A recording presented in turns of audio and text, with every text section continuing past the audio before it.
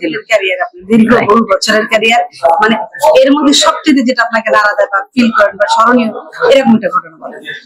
Live করি বা ধরেন অনেকের সাথে দেখা হয়, অনেক হইল তো এখন ছেড়ে দেন, নামাজ রোজা নিয়ে ব্যস্ত থাকেন।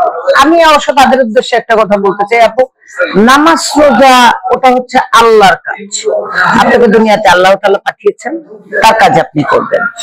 আর কর্ম, এই যে আপনি কর্ম করছেন, আপনি একজন সাংবাদিক, এটা আপনার প্রফেশন, আপনাকে তো খেতে হবে, পেটে দিতে হবে না, তো পেটের জন্য আপনি তো একটা কাজ করবেন, তাই না? আমি তাদের উদ্দেশ্যে বলতে চাই যে আমরাও আল্লাহর নাম নেই, সবকিছু করি।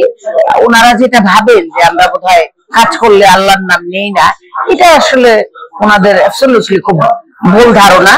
আর একটা ব্যাপার যে আমরা কাজ করি, আমরা কিন্তু এখানে কাজ করেই ধরেন আমরা হজও করি, নামাজও পড়ে, অনেকে একের অধিক হজ করেছে। আমাদের এটিএম আঙ্কেল 19 বার হজ করেছিলেন, রাজ্জাক সাহেব, আমাদের ইউএস কাঞ্চন সাহেব।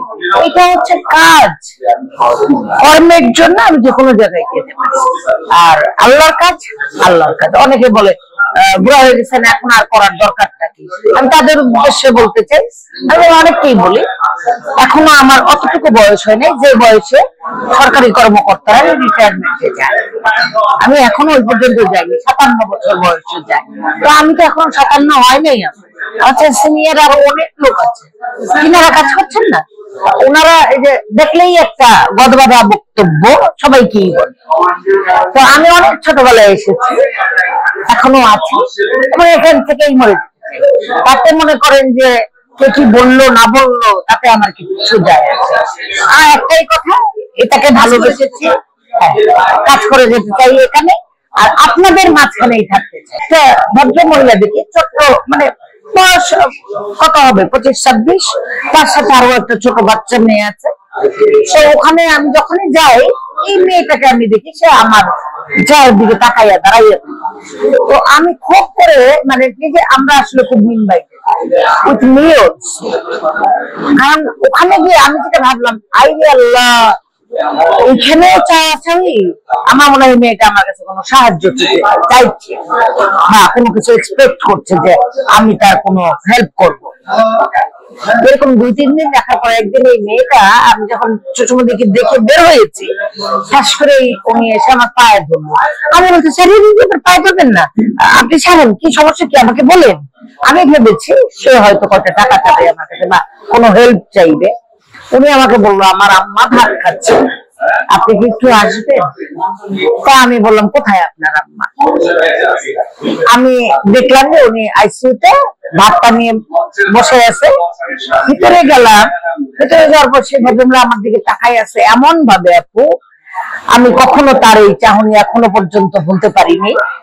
আমি আল্লাহর কাছে বলেছিলাম বেঁচে থাকতে, আল্লাহ ওনাকে না দেখাইয়া আমি ওনাকে দেখে মরতে চাই, ওনাকে দেখে আমি মরবো। তো আমি এটা শুনে আমি একটা কেমন যেন হয়ে গেলাম যে এরকম দর্শক আমার আছে। ভালোবাসা দেখেন কিরকম ভালোবাসা। আমি 2 দিন পরে কেরানীগঞ্জে আমি শিমুল সরকারের একটা সিরিয়াল করতেছিলাম, আমি আবার গেছি, আবার দিদিকে দেখতেই গেছি। হ্যাঁ, গিয়ে ওনাকে দেখে ভাবলাম যে এই আইসিইউ দরজাটাও আমি ধাক্কা দিলাম, দেখি ওই খাটটা খালি খালি। তারপরে আমি না খুঁজতেছি, তখন নার্স মেয়েটা আমাকে বলে, আপা কাউকে খুঁজছেন? আমি যে কোনার বেডে যে ভদ্রমহিলা ছিল, ওই যে যাকে 3টা রিং পরানো হয়েছিল, অবস্থা ভালো ছিল না, উনি কই? সেদিন যে আপনি কথা বলে গেছেন রাত্রে, সেই রাতেই তো সে মারা গেছে। আমার মনে হলো আমার পায়ের নিচে থেকে মাটিটা চলে গেল। এই যে ভালোবাসা একজন ভদ্র মহিলার, এই ভালোবাসার জন্যই আমি কাজ করি। আমার দর্শকদের প্রতি আমার অনুরোধ, আমাকে এই ধরনের কথা আপনারা বলবেন না। আমি আপনাদের জন্য কাজ করি এবং আপনারা আমাকে এইভাবেই মানে কাজ করার ইচ্ছা, এবং ওনারা আমাকে এইরকম ভালোবাসে। আপনারা যখন আমাকে এই কথাগুলি বলেন না যে অভিনয় ছেড়ে দেন, হয়েছে তো অনেক, বুড়া হয়ে গেছেন, আপনাদের এই ভাষাগুলি ভালো লাগে না। ভাষাটা একটু সুন্দর এবং সংযত করেন। প্রত্যেকটা মানুষই আপনাদের মা, আমারও সন্তান আছে, আপনাদেরও মা আছে। কর্মের মধ্যে মানে বেঁচে থাকতে হবে। হ্যাঁ, আমি আমার কর্মের মাধ্যমে বেঁচে থাকতে চাই। আপনাদের মতো যেমন আপনারা যারা আমাকে পছন্দ করেন না, বলেন ছাড়েন না কেন, আবার এরকম অনেক লোকও আছে যারা চায় আমি মৃত্যুর দিন পর্যন্ত কাজ করি, এবং তারা আমার কতখানি সৌভাগ্য। আমি সামান্য একটা মানুষ পৃথিবীতে এসেছি, আল্লাহর সৃষ্টি, যদিও মানুষ শ্রেষ্ঠ জীব, তারপরেও এটা আমার অনেক বড় পাওয়া যে উনি আমার মতো একটা সামান্য মানুষকে দেখে মরে যেতে চেয়েছে, এবং আল্লাহ ওনার কথাটা কিরকম ভাবে শুনেছে। এরকম আরো কারো জীবনে আছে কি নাই আমি জানি না, তবে এটাই আমার সবচেয়ে বড় চাওয়া। আপনারা সবাই ভালো থাকবেন।